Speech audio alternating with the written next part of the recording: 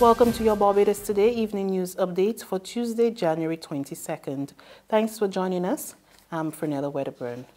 Police continue investigations into the unnatural deaths of 3 women, 2 in St. Lucie and 1 in Christchurch, which occurred within 2 days. The latest was that of an unidentified woman who was found this morning at Northumberland, St. Lucie. Police spokesman, Station Sergeant Michael Blackman said lawmen received information from a resident and responded to the discovery. Investigations into these circumstances, this led to the unnatural death of an adult female at Northumberland in St. Lucie. Sometime around 9:15 a.m. on today's date, Tuesday, the 22nd of January 2019, police received a report of an abandoned car with a body near it.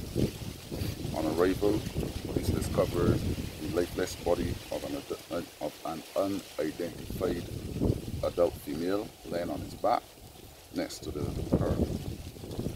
The body had some wounds and investigations are continuing. Anyone who has any information that can assist the police with the investigations is asked to contact the police at District E at 419-1730, 419-1737, police emergency at 211, police hotline at 429-8787, Crime Stoppers at 1-800-TIPS or 1-800-8477 or any police station.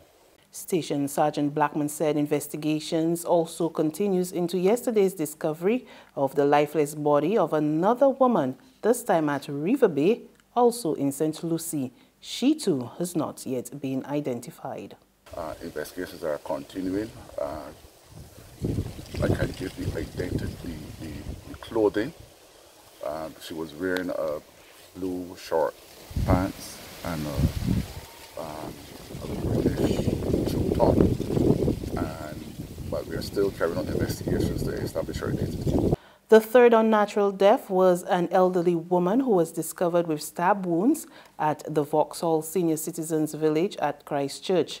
She has been identified as a 69-year-old Martha Agatha Doyle, who was a resident at this facility. A man, also a resident at the Senior Citizens Home, is currently assisting police with their investigations. Meantime, the Ministry of People Empowerment and Elder Affairs has launched its own internal investigations into the circumstances surrounding Doyle's unnatural death.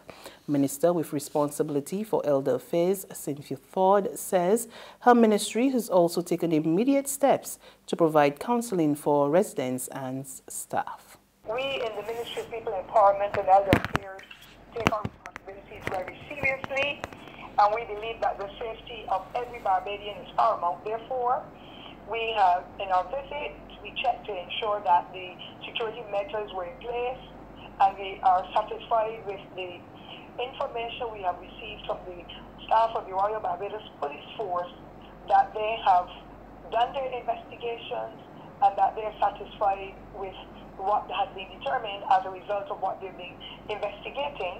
But we, however, believe that where they may be any challenges, we will want to beef up that security to ensure that there are no other incidences of that nature that will impact on the lives of either the residents or the workers or even visitors to the compound to see family. Minister Ford also assured families of residents at the village as well as the public that safety at all facilities was high priority for her ministry. The Permanent Secretary and our senior staff here want to emphasize but to give the assurance to the public that our homes are safe, but whatever we have to do now to beef up that security, we will, because at the end of the day, any life lost is a precious life, and therefore we are willing to go the extra mile to ensure that everybody becomes safe, peaceful, and happy wherever they are, whether it be in the home where the challenge took place, or whether it be in any of the other institutions under our care. The Vauxhall Senior Citizens Village is home to 38 residents, 19 men and 19 women ages 46 to 83. It provides housing for independent living as well as persons who require assistance. In other news, the establishment of a doing business subcommittee is in the works to improve the country's ranking in the sector in a bid to attract more investment. Word of this today from Minister in the Ministry of Economic Affairs and Investment, Marsha Cardle, as she addressed a Planning and Development Bill stakeholder review at the Lloyd Erskine Sandiford Center. She says once approved by Cabinet, the subcommittee will work closely with a competitiveness council to ensure Barbados is ranked among the best. This is not to have general discussions about productivity and general ideological and philosophical discussions about competitiveness, even though these are quite interesting to have over a drink in the evening. But these committees are to get to the business of improving these doing business rankings, not just so they look good on paper, even though that is important because that's what helps drive investment to the country, but improving these indicators so that Barbados works for Barbadians and those who want to come and live and work here. And so we have made a commitment to get to the root and the heart and the nuts and bolts of what is impeding business and investment in the country. There's regional and international news after this short break.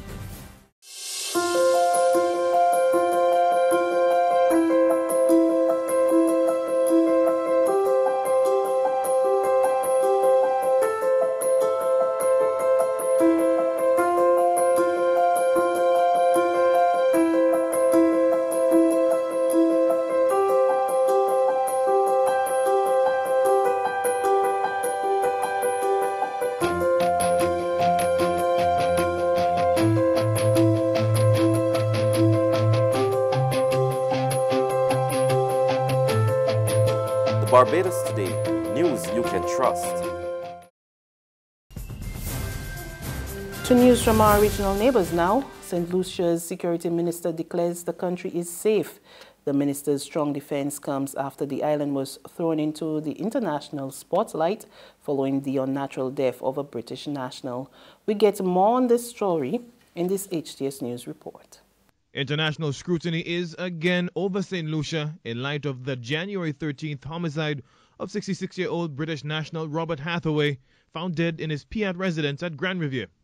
The fallout evident in the British press has government officials on the defensive.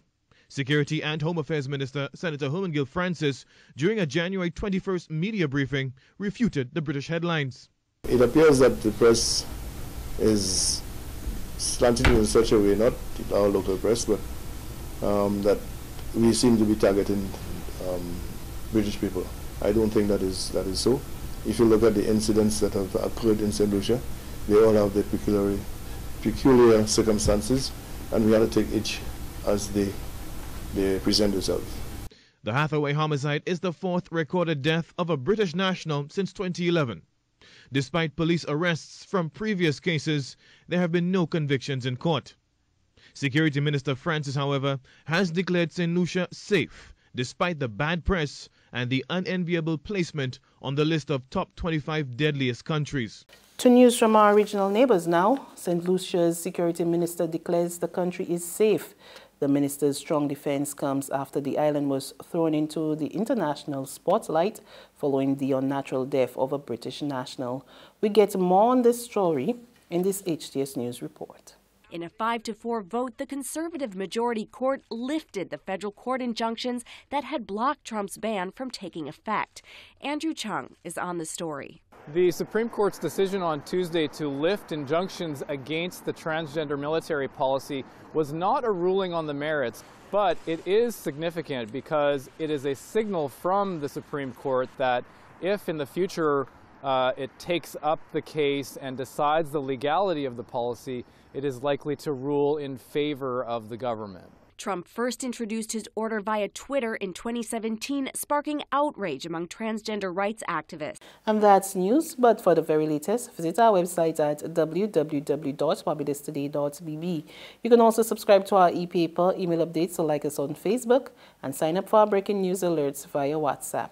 We're also on Izumi Media in bus terminals as well as screenplay at supermarkets and gas stations near you. And you can also hear us on Mix 96.9 FM and Capital Media HD 99.3 FM. I'm Fernella Wedderburn. Good evening.